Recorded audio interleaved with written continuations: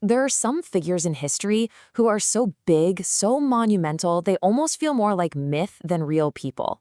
Today, we're going to dive into the story of one of those men, Simón Bolívar, a name that echoes across an entire continent as a symbol of freedom. I mean, his title alone tells you pretty much everything you need to know about his ambition and what he pulled off. El Libertador, the Liberator. And this wasn't just some cool nickname. It was a title he earned through decades of brutal, relentless warfare, leading campaigns that would free six modern-day nations from the Spanish Empire. But how does that even happen? How did one single person become the engine, the driving force behind liberating a whole continent? Let's get into the story of the man who literally redrew the map of the world. So our story doesn't begin on some grand battlefield. Nah, it starts in the really complex world of colonial Venezuela, where the experiences of a young boy would end up forging the will of a revolutionary. Simón Bolívar's early life was, a total study in contradictions. On the one hand, he was born into almost unimaginable wealth. We're talking one of the richest Creole families in Caracas. But all that privilege? It got shattered pretty early on. He was orphaned as a little kid, losing both parents to tuberculosis. So he's raised by relatives who were kind of more interested in his inheritance, and a house slave named Hipólita, who he really saw as his mother. It's no surprise he was known as this unruly kid who couldn't care less about his studies. This wild mix of incredible privilege and deep personal loss, it created this fiercely independent, maybe even rebellious spirit. So, like a lot of kids from the colonial elite, Bolívar gets sent off to Spain to finish his education. And in Madrid, he just soaks up all these radical new ideas from the Enlightenment. Things like individual liberty, the people having the power, the rights of man, stuff that was seriously shaking up the old monarchies of Europe. And it's also there that he met and fell completely in love with María Teresa Rodríguez de Toro y Alaiza.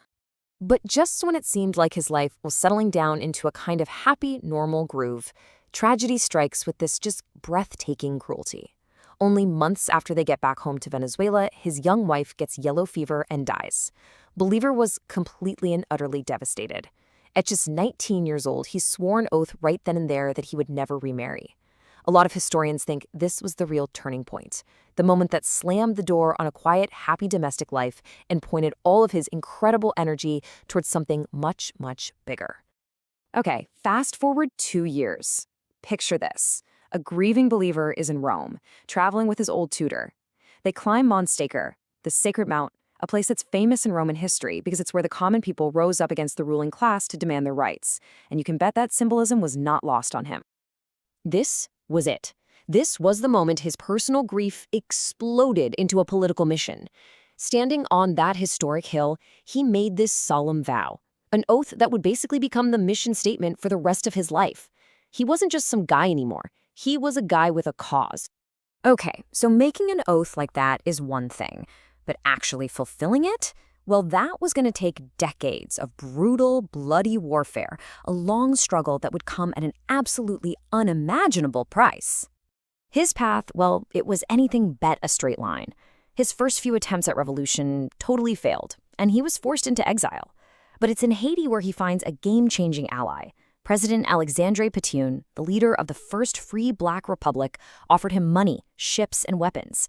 But there was a condition. Bolívar had to promise to abolish slavery. And this is huge, because that deal didn't just give him the gear to fight, it reshaped the whole moral vision of his revolution. So when he goes back, his resolve has turned to steel, leading him to issue the infamous decree of war to the death. A brutal policy for sure, but it was designed to force everyone to pick a side. No more middle ground. And then the storm breaks. Between 1819 and 1825, Bolívar's campaigns just moved with this unbelievable speed and audacity. He leads his army on this legendary march over the freezing Andes Mountains, totally surprising and crushing the Spanish in New Granada. After that, it was just a cascade of victories: Venezuela, Ecuador, Peru, and finally Upper Peru, which was so grateful they renamed the country Bolivia in his honor. This wasn't just a string of battles, it was a continental blitzkrieg. Just stop and think about that for a second.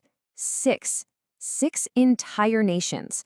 One man's vision and his military genius kickstarted the independence of a massive piece of South America. The scale of what he did is just staggering.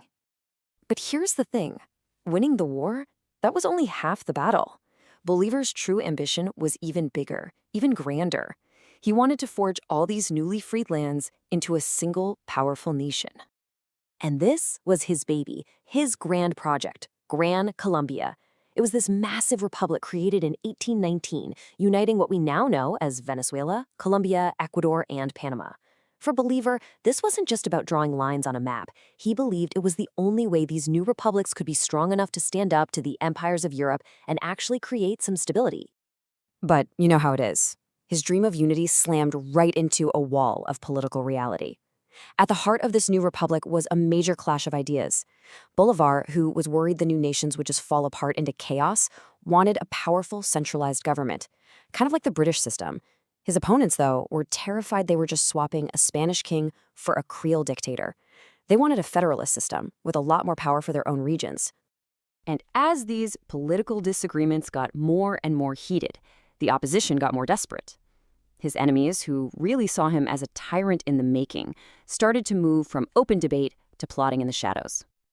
And that plotting led them right here, to this exact window, on the night of September 25th, 1828. Assassins stormed the presidential palace in Bogota, and they had one goal: to kill him. This window at the Palacio de San Carlos, that was his only way out. So how did he survive that night? Well, he survived thanks to one person, his partner, Manuela Sanz. She was an Ecuadorian noblewoman and a revolutionary herself, and she literally stood in the assassin's way, waving a sword, giving Bolivar the precious few seconds he needed to leap from that window and disappear into the night. So he survived the assassins, but he couldn't stop his great republic from tearing itself apart. In his final years, the Liberator would have to watch his dream of unity just crumble into dust. That assassination attempt only made the divisions deeper. The truth is, the deep-seated rivalries between regions, the clashing ambitions of other revolutionary leaders, and just the sheer difficulty of governing such a huge, diverse territory, it was all just too much. The great union of Gran Colombia fractured, breaking apart into the separate countries we know today. And you can just feel his disillusionment in his most famous and honestly his most tragic quote. Near the end of his life, he wrote that serving the revolution was like plowing the sea, a pointless, exhausting effort that leaves no mark behind. The Liberator felt like he had failed. His end was, well, it was bleak. In 1830, he resigns the presidency of a nation that didn't really exist anymore. He's sick with tuberculosis, the same disease that killed his parents, and he's getting ready to go into a final exile. He died at just 47 years old, having spent his entire massive personal fortune on the wars for independence. And in this last gut-wrenching detail, the liberator of a continent had to be buried in a borrowed shirt. So, after all that, after the incredible victories and the heartbreaking fall, what do we make of Simón Bolívar today? How are we supposed to remember this colossal, complicated figure? You know, the historian Robert Kahn puts it perfectly. He says, Bolívar is the central symbol of Latin America. He's everywhere, but what he actually means is always up for debate. Was he a hero of liberty or a champion of authoritarianism? The conversation, it just never ends. And that's really the question we're left with, isn't it? Was he the selfless hero who shattered the chains of an empire? Or was he an aspiring tyrant whose authoritarian dream just couldn't hold? Maybe the real answer is that he was both, a man whose massive ambitions for freedom and unity were just as big as the contradictions inside him. His story really forces us to ask, what's the real price of freedom? And what happens when the liberator's dream doesn't quite match what the people want?